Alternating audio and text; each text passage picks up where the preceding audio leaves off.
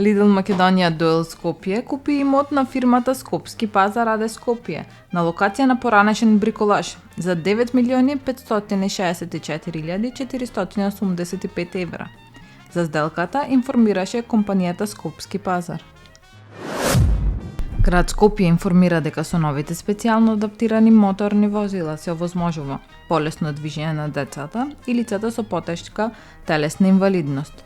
Новите возила, како што појаснуваат, се посебно адаптирани со автоматски управувана рампа за инвалидска количка и друга опрема, која осигурува безбеден превоз на лицата корисници. Со доаѓање на летото и високите температури, редовно години наназад, чад и неподнослив мирис се издига над старата скопска депонија Вардариште.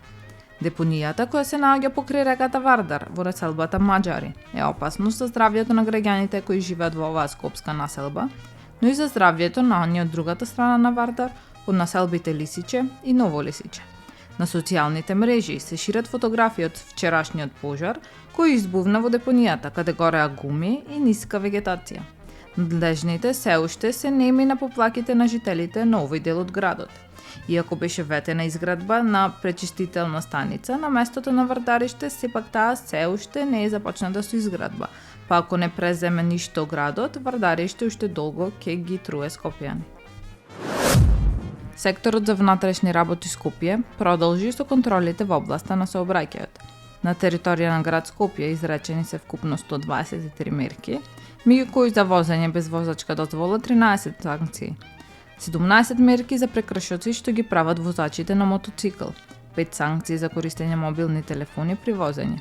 Изречени се 3 мерки за некористење сигурносен појас, 7 санкции за минување на затворен сигнал. Сообраќајните контроли продолжуваат и во наредните денови, најави Министерството за внатрешни работи и апелира до граѓаните да ги почитуваат сообраќајните правила и прописи за посигурна патишта. Таму е Скопје, град мој убав лише, што ми расте сни.